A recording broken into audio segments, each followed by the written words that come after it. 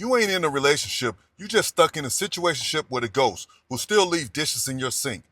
Dating an avoidant feels like screaming in an empty room that they locked from the outside. So let me guess. You text them good morning, no reply. You tag them in a reel, no repost. You send them that long message about how unseen you feel, and they left you on red like your pain don't deserve acknowledgement. See, dating an avoidant ain't dating. It's being in a contract you didn't sign with terms you never agreed to, but you're still getting penalized for every little emotion you show.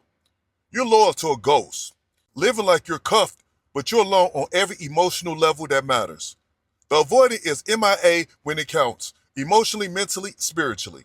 But they love to come home and make noise like they present. They show up late, shut down fast, and blow up when you ask for something basic, like consistency, like respect, like acknowledgement. You cooking for someone who don't even know your birthday. You're sacrificing peace to prove you're not too needy. You're over-explaining to someone who decided before you ever spoke that they weren't going to hear you anyway. And still, somehow, you end up apologizing. I'll DM you my ebook, Surviving Avoidant Attachment, because this ain't love, it's mental warfare.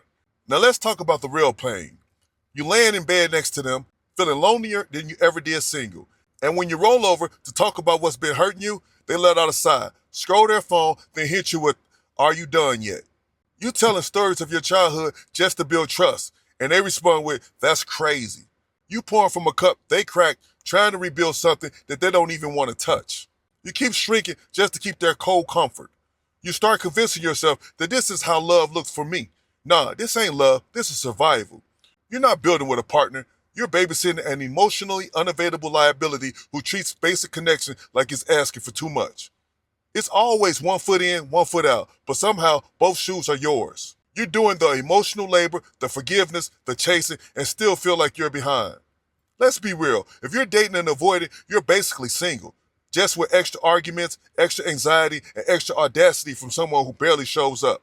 If you've ever been emotionally starved in a situationship like this guide is your exit plan. Check out my ebook, Surviving Avoidant Attachment. Link is in the bio, because no one deserves to be a backup plan to someone who's treating you like trash. Think about it.